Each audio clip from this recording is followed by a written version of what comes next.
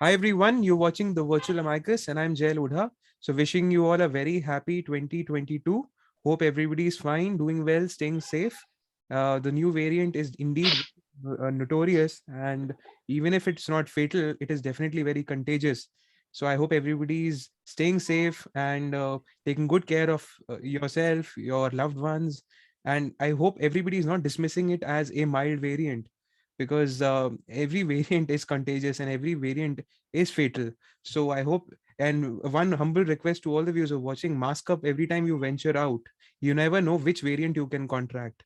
So today is officially the first episode of this year, and we decided to opt for a non-legal topic. It's not legal issue that we'll be discussing on the virtual amicus today, and the topic is very interesting. It's subterfuge of Aryan invasion theory and its geopolitical impact.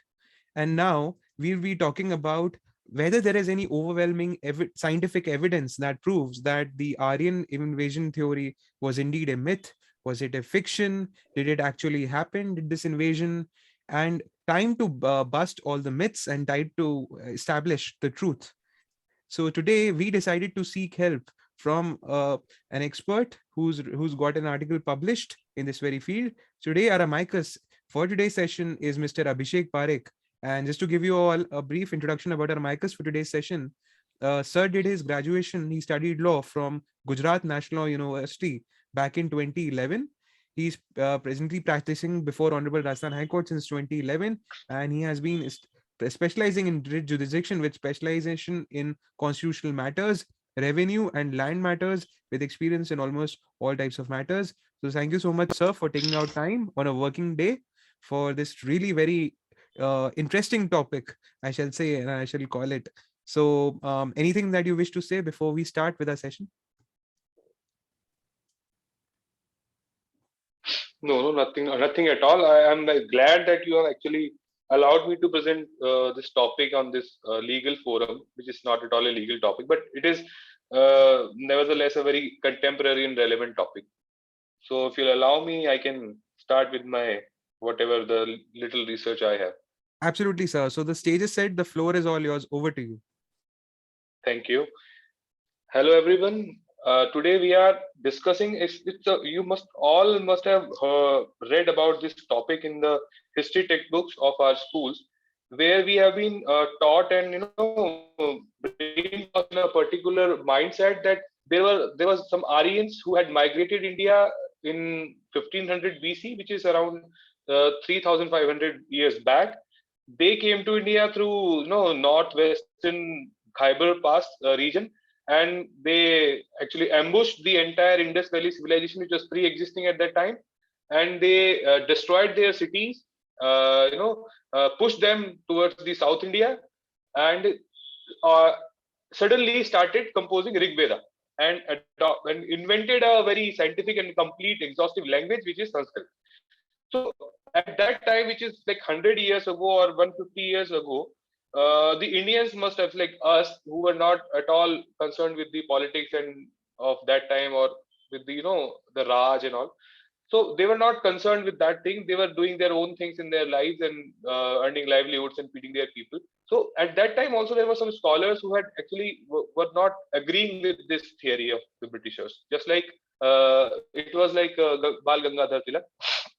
So Bal Gangadhar Tilak had devised a particular theory of his own, which was not scientific at that time, but he actually got the audacity to challenge the Britishers in 1905. He said that this theory of Britishers saying that the Aryans invaded from Central Asia or the steppes of the Eastern Europe is false. Actually, the Aryans invaded from the Arctic regions, or you can say the north, the areas around North Pole.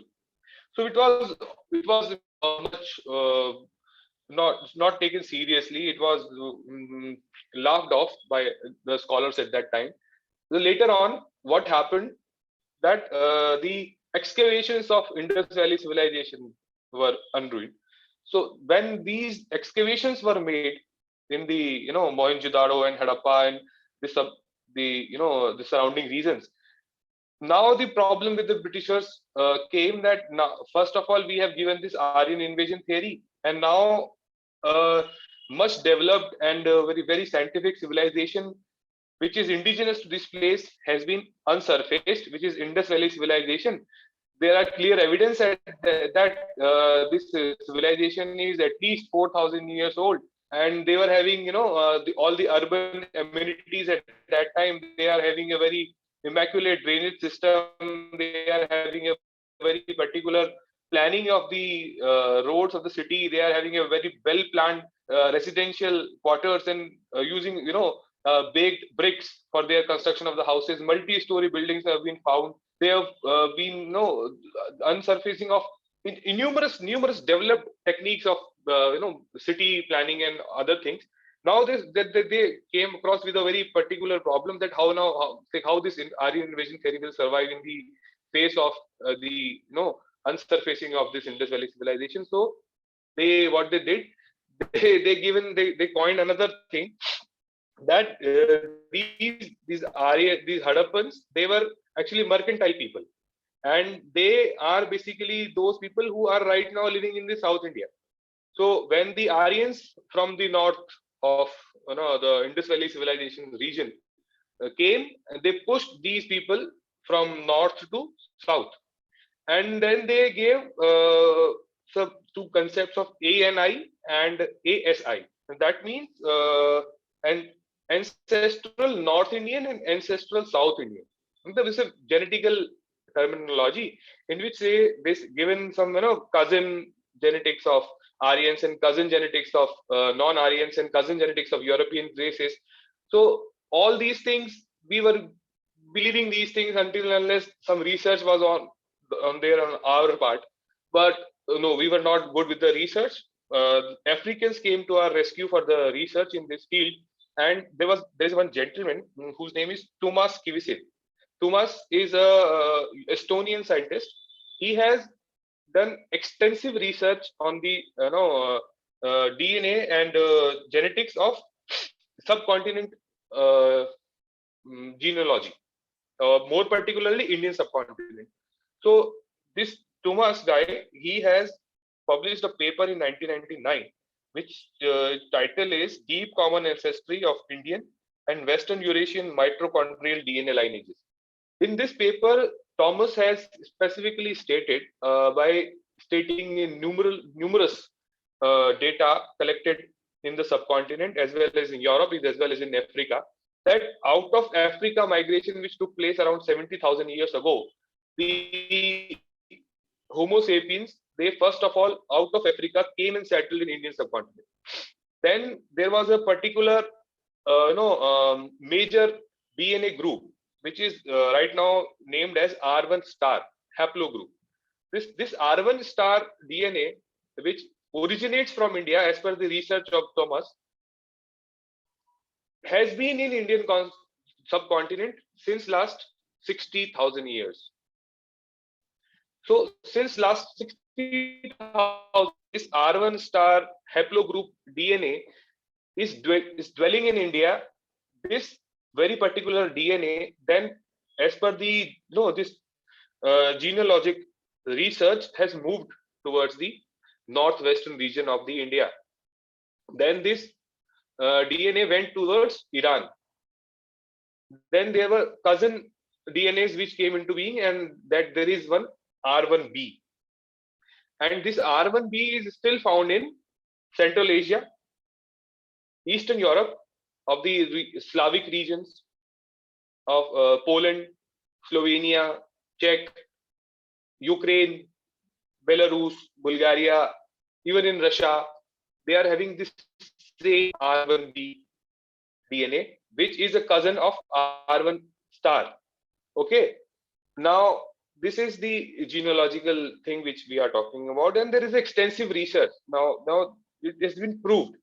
Now there are very established magazines on genealogy, which they are now accepting that this R1 star DNA was originated in Indian subcontinent and it moved out of India.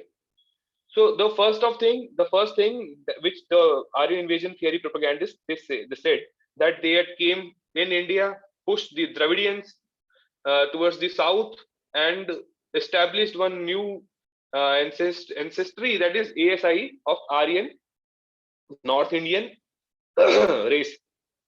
And when they mingled with the South Indians, they established Aryan South Indian race. So all this is non-scientific. There is no relevant data, not even a single paper, even a private paper has been published on this topic. It's all in air. The second thing which they said is that they had Indo-European language. Now their basic problem was that the Sanskrit had been a very developed language. By the time the Britishers came in India, its usage was very limited. In India, the common people were not using Sanskrit as their basic language or speaking language or even the writing language. Only some Brahmins and Pandits and some very well-read scholars were using the Sanskrit as their basic language. Excuse me, I'll have water.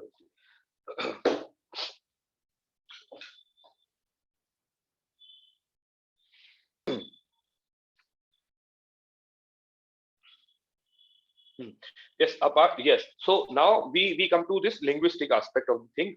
Now the languages which they are saying is the scientific proof, or you can say literary proof, of the oldest European languages of 900 BC. The oldest European language in existence or was in existence is only 900 BC. The inception of the oldest European languages 900 BC, which is just like 3,000 years old.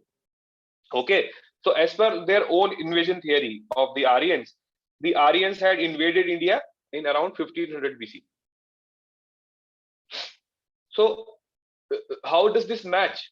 The Aryans, which they have explained as that they were nomads, they were riding on the horseback, they were having iron swords in their hands, and they came in hordes, attacked the very urban civilization of the Indus Valley, and suddenly started writing Sanskrit and composed Rigveda.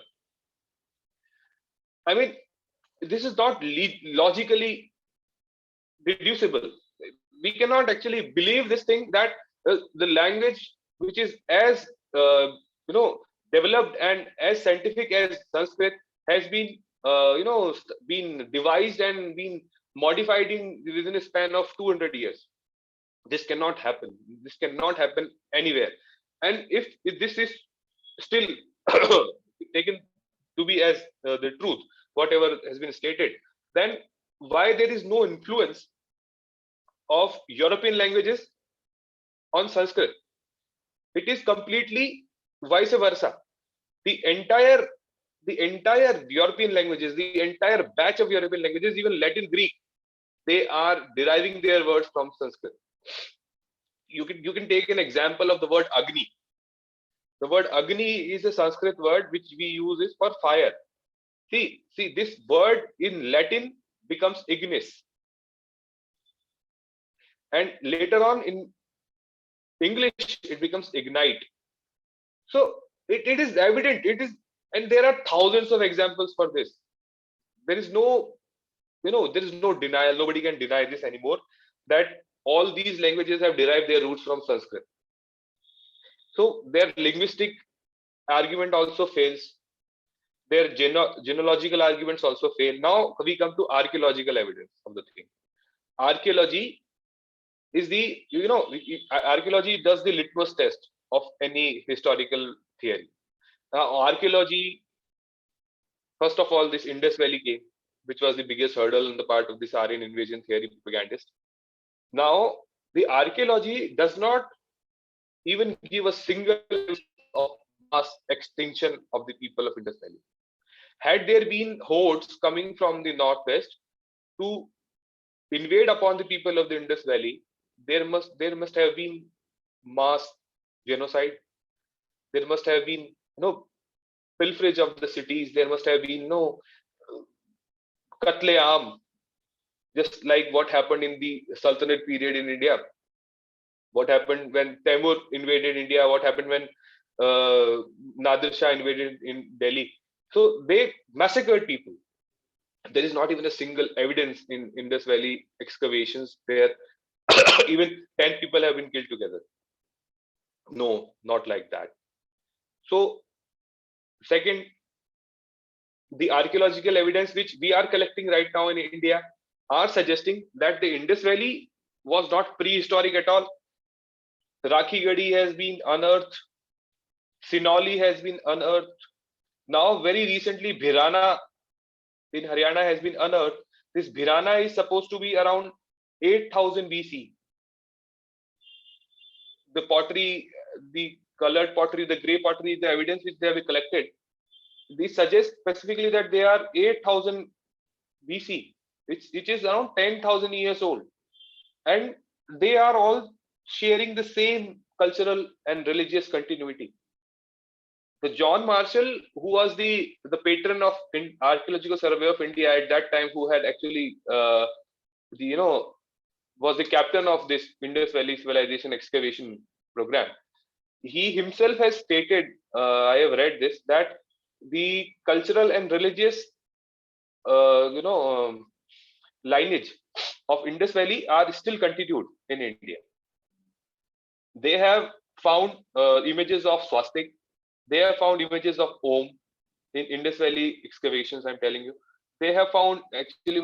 Everybody must have heard about the Pashupatinath statue which they have found in Harappa. They have found dancing doll statues which are very much like Nataraj statue. So it's evident from the archaeology itself. In Sinoli, which we have recently, in 2020 itself, which has been unearthed, which is around 80 kilometers from Delhi. The Sinoli site in Uttar Pradesh, they have found chariots, a complete warring chariot. It's a light chariot for one or two people maximum, with two wheels and a very long mast for two horses.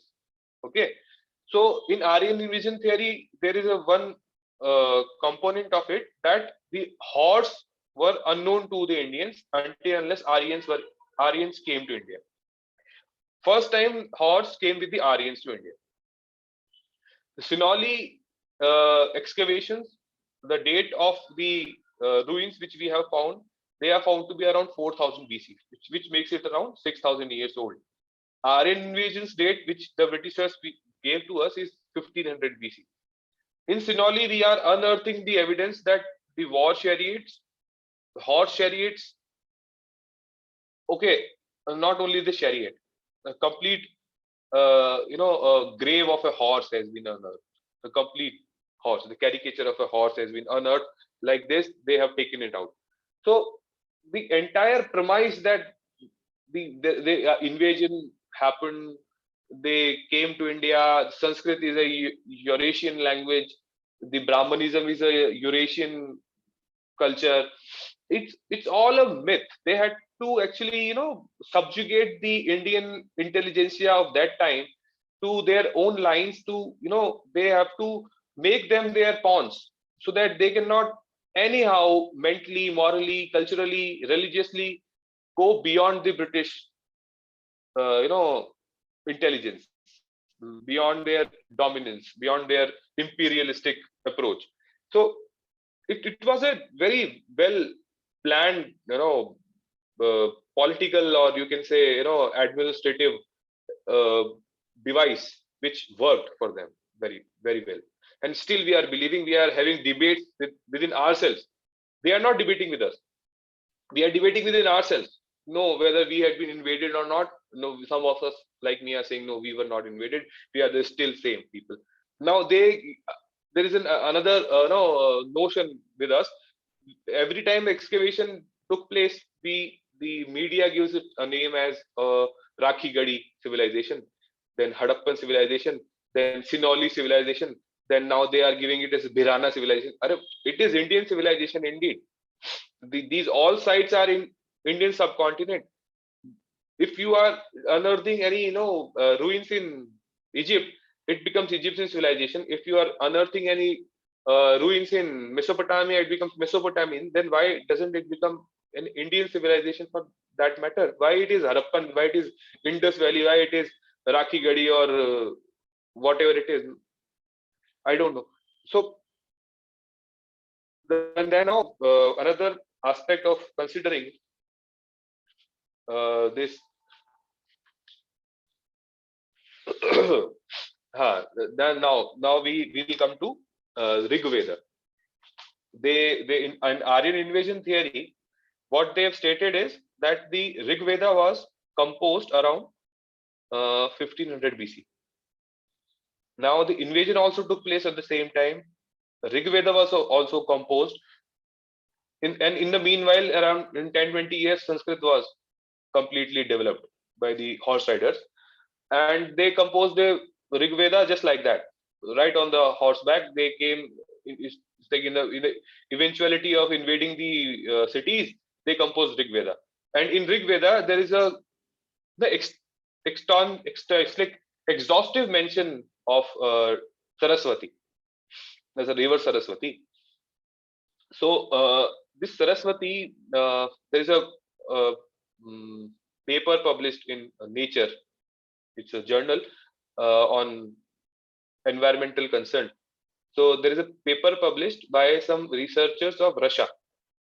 They have stated and they have cited these satellite images of the area from Mansarovar to Arabian Sea.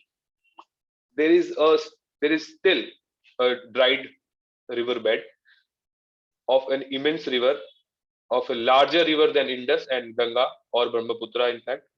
So, and now they have given specific dates also that this river had started drying up due to a gradual decline in Indian monsoon. So, Indian monsoon, which is right now today we are having experiencing it, it was much larger in scale around 5,000 years back. It's like around 3000 BC. So there was a gradual decline in Indian monsoon. So this river, which was much larger in scale, it grew lesser. It depleted into some minor rivers, which are still flowing on those same river beds, like Ghaggar, and some 2-3 monsoonal or seasonal rivers. So this Saraswati river has been explained in Rigveda as that river which is drying. Okay, so if Rigveda was written around 1500 BC, and there are specific scientific evidences of drying up of Saraswati of around 2500 BC, then how can a event which is 1000 years old have been written in Rigveda by the peoples, by the nomads who had invaded from Central Asia or the Eastern Europe in India? How come it's like this is unrelatable? I cannot believe. I cannot, any prudent mind cannot say to believe it that the people at that time, there were no internet at that time, there was no encyclopedia at that time, but even of 1000 years old have been written in Rigveda. So, and also the second thing, the Rigveda, the language of Rigveda, which is written in, it's an ancient Sanskrit. Around 1500 BC, the Sanskrit that used was different. The other texts of that time are in different script or a different kind of language, although they are in Sanskrit only. But the Sanskrit is different. Over the period of 3000 years, the Sanskrit has changed. So the Indian scholars which have researched on the basis of linguistic aspects of the Rig Veda, they have given a date of around 4000 BC for the composition of the Rig Veda. Or they say that it may be the second copy of the Rig Veda or the second version of the Rig Veda. The original Rig Veda must have been written much prior to the date of 4000 BC also. So it's like it's all from all aspects. We never dig into this. We have never tried to think on these lines that is it really possible that the civilized the ultra developed cities of Hadappa, Mohenjo-daro, Lothal, they succumb to some hordes coming from north. They did not have any defense mechanism. They were not having any armies. They were just like they were doing trade and nothing at all. They had no other system. They were only traders, just traders in the city, and no Raja, no police, no army. They had no administration at all. This is unbelievable. How can one, like, how can a society, or how can a, even a bazaar, even a local market, even a mall has their own security guards and CCTV cameras, and they have their own mechanism of defense, even when there are central police and army and other things also. So at that time, when they were having a, great trading system, they were in active trade with Mesopotamia. They were in active trade with Egypt. They were in active trade with China. So how can one believe that they were not having any defense mechanism? So see, the it's okay. The biggest drawback on our part is that we have not derived the language of the Hadappans. It's kind of the pictographic language, or some different script which has not been able to be derived by any linguistic expert. So this is the greatest argument in the favor of Aryan invasion theory people, that had it been the same continuity of the religious or the cultural or the linguistic lineage of Sanskrit, then why their language is different? So it might be possible that right now Tamil, Telugu, and Malayalam all are so-called Dravidian languages, but they are all different. The person who is an expert of, let's say, Kannada, may not even be able to read Tamil. It can happen. So this is what happened with the Harappan language also. The people, they actually migrated due to drying up of the Saraswati. They migrated from that area. They went further towards the Indus, this Ganga Yamuna basin, and it is not the case that these areas were not inhabited by that time. They were actually, we are having evidences right now that these basins, even the Narmada basin was also having a population at that time also. So this the entire coinage of the terms of Dravidian and Aryan, it's fake. The entire India, from Ladakh to Kanyakumari and from Afghanistan to Myanmar, Indian subcontinent, we are having the same R1 star hoopla, the haplogroup, same. We are having the same DNA. We might be looking different in our appearances, but we are having the same R1 star DNA. We are not in any case different from each other.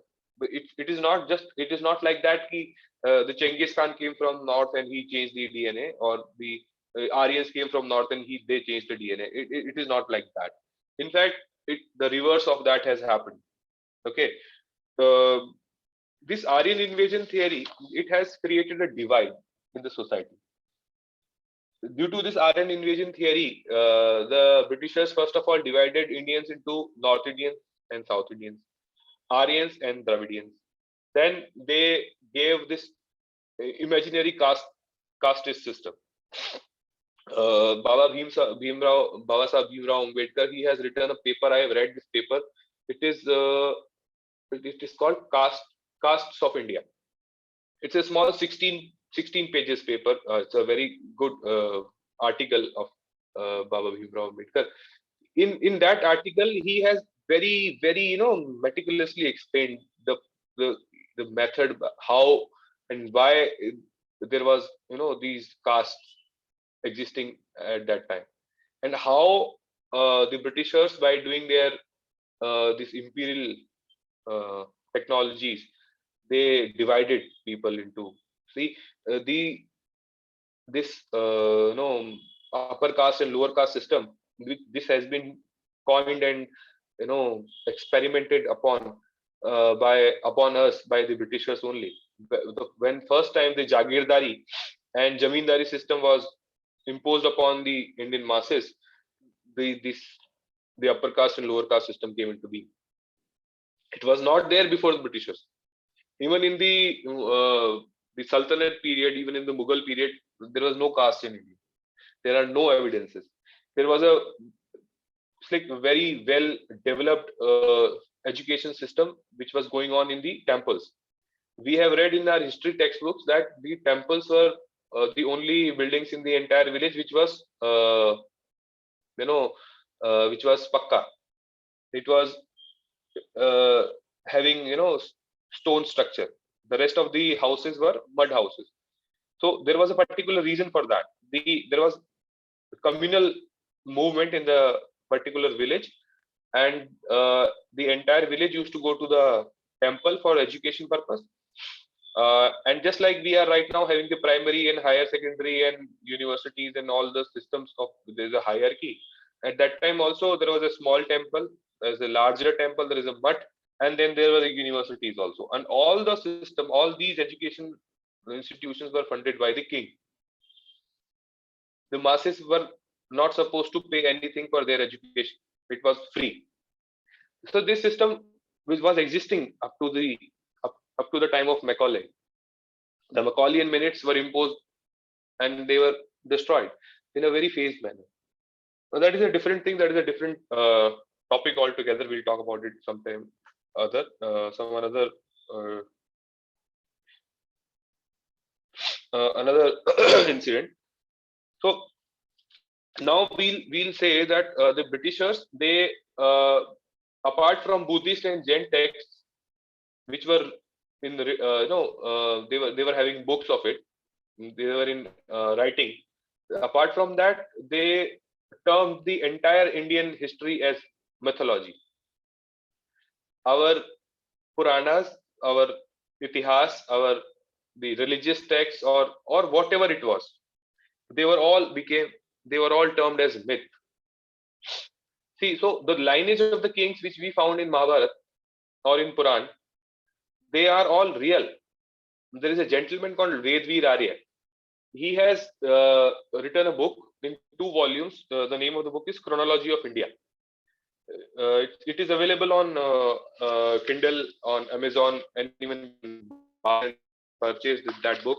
The Chronology of India, it states the chronology of Indian kings and the dynasties since the time of Manu up to the Yudhishthir in the first volume, and from Yudhishthir to Gupta period in the second volume.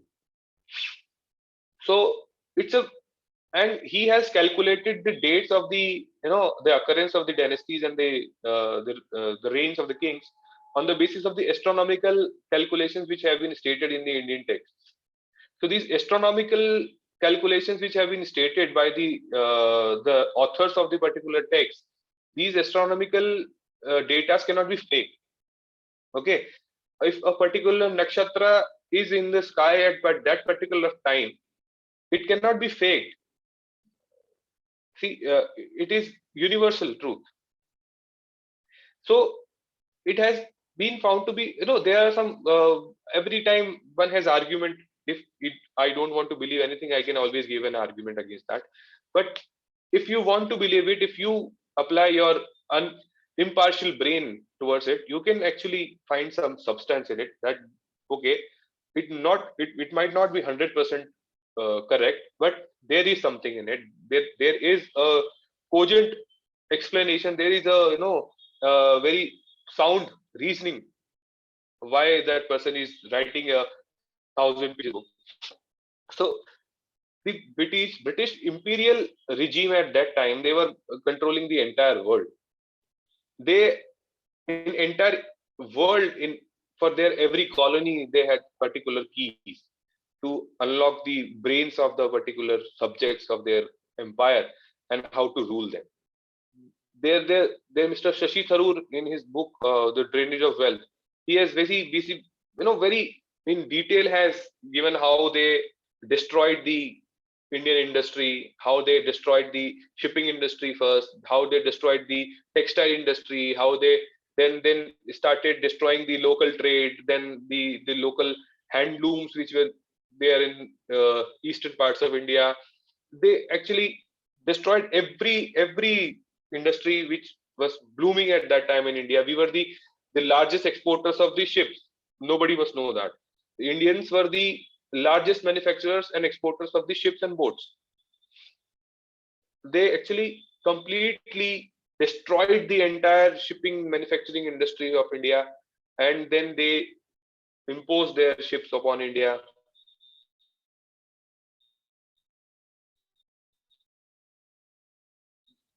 Made actually, we were scooped out everything from our nation, our wealth, our brains. They scooped everything out of us, and we believed them. Okay, ठीक है. जी हाँ, ये सही हुआ होगा.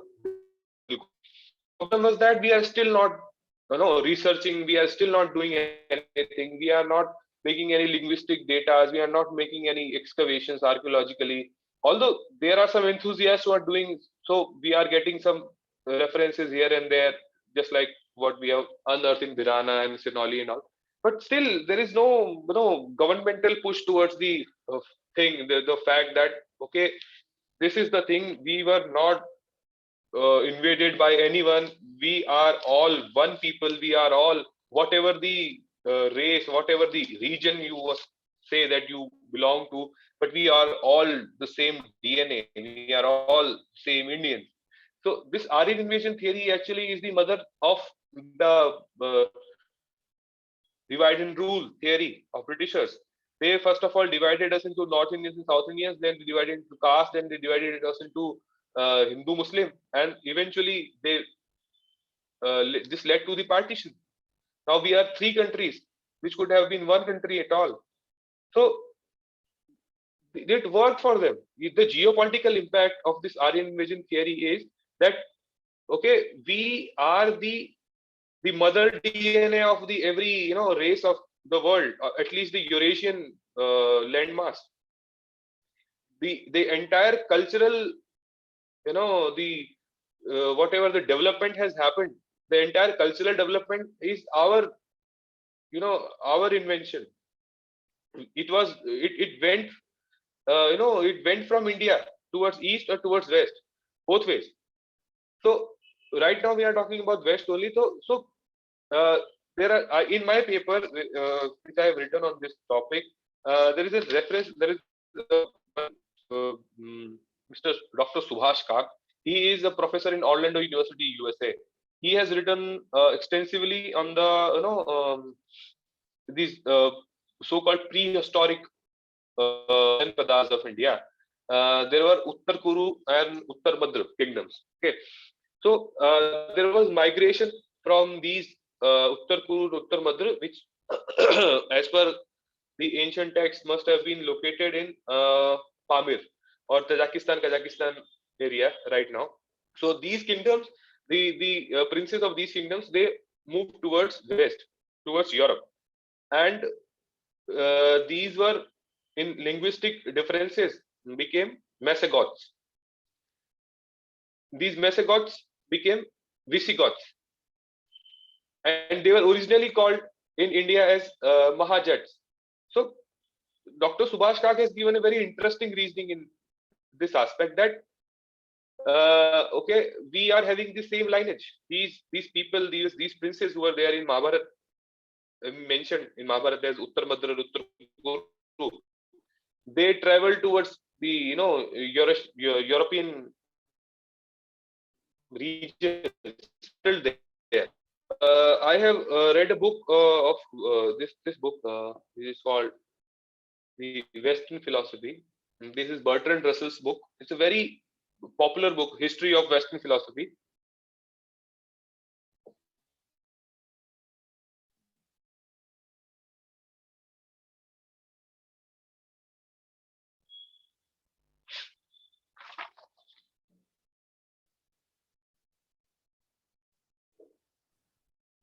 Yes, if you could show us the copy of the book again, sir.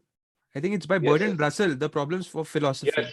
If I'm not, Yeah, yeah, I history, think I read history it of back Western in, philosophy. yeah, I think I read it long back. Okay, in this book, Russell has mentioned that there was an area called Crete, Crete. It was an island in Mediterranean.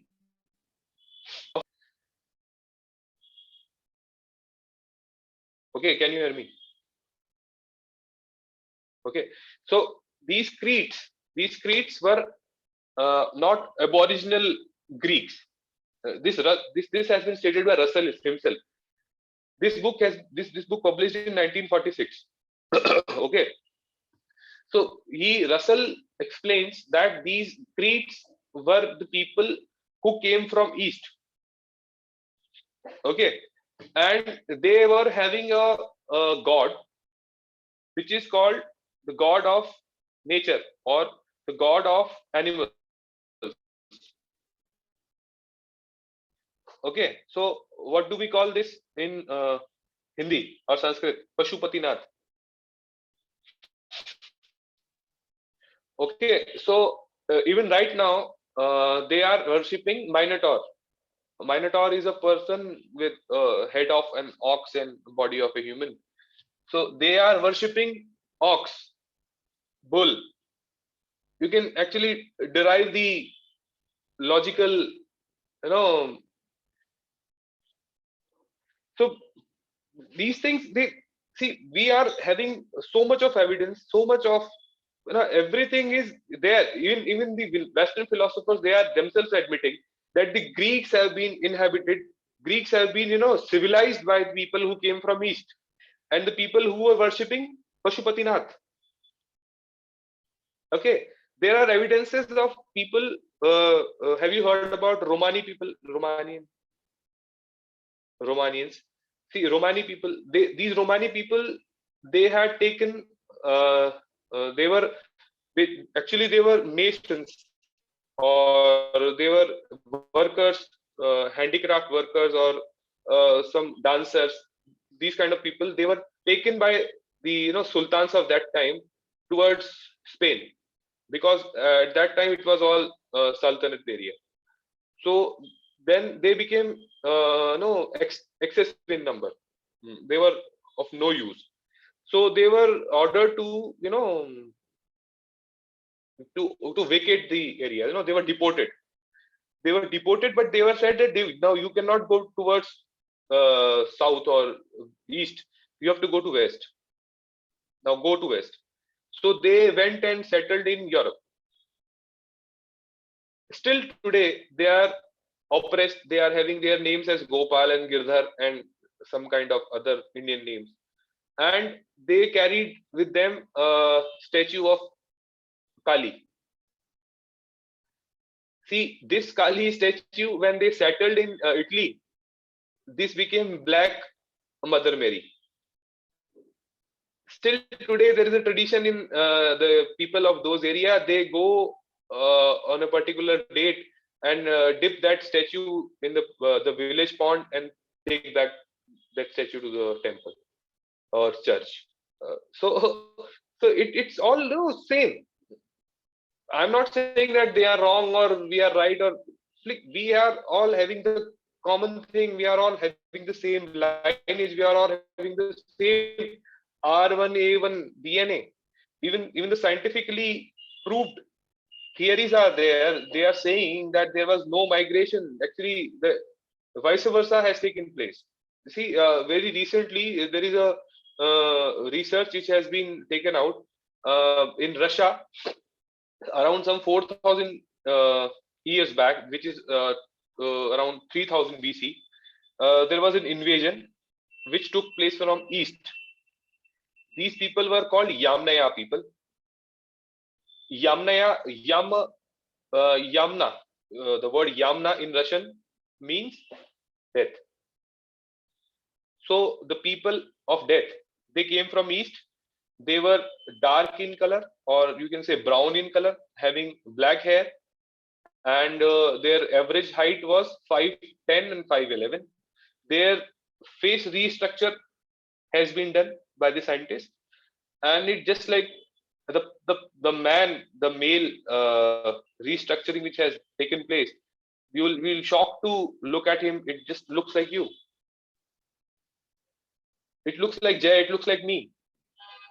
So okay, so they had taken the mitochondrial जो उनका lineage है वो, that X जो उनका है वो लेके गए हैं. So the genealogy, someone must have read about it. So XXYY the thing is that, so they had taken their DNA there. So the R1A1 DNA, which is found in Europe, it is only found basically in male. Female has European DNA. So the invasion had, indeed there was an invasion, but it was invasion which took place in 2000 or 2500 BC in Europe by some people who came from East. They may be Iraqis or maybe Iranians. I am not saying that they were Indians only, but there was there is a completely different scenario scientifically if we are talking about it. And the Western scientists, they are themselves giving the data. This Yamnaya invasion theory have been coined and termed by Russian scientists. We are not doing this. And they are taking the DNA samples and they are publishing the papers. So the history has taken a complete U-turn now. 100 or 150 years back, it was that the Europeans came to India. They actually ambushed the Indus Valley, exterminated the Indus Valley people, and developed a very scientific language called Sanskrit, composed Vedas, and gave us a way of life. Now, when we are unearthing, when we are looking at it from the scientific aspect, what we are looking at it is like Indians went out, the people from subcontinent went there, they gave them language, they gave them Vedas, they gave them everything, they gave them culture. They were not knowing anything by that time. Okay, so this is actually the genesis of what I'm trying to make out today, is that we must have pride in ourselves that we are actually the cradle of the civilization. This our land was a cradle of the civilization ever since the times of even prehistorically, even every time, in every aspect of history we were there. So by that, I think it's enough. I shall conclude my historical rhetoric today and take your leave. Well, of course, a very big thank you, sir, for taking our time and doing this wonderful session. So far recorded 84, 85 episodes on the virtual Amicus, and for the first time, we have a lawyer who is questioning these antiquated and unscientific concepts that have unfortunately been taught to us repeatedly by our history textbooks. These 19th century concepts that really require reconsideration. I'm glad Yes. that a lawyer did that, and I'm glad that this episode happened. And yeah, sir, you were saying something. No, I'm not. I'm just thanking you. Well, very well. So I'm glad that this session happened for the first time on the virtual Amicus. We had a session on a historical concept being challenged by a very able lawyer who needs absolutely no introduction.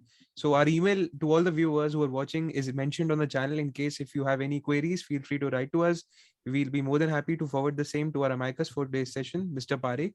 And you can even directly write to him on his email.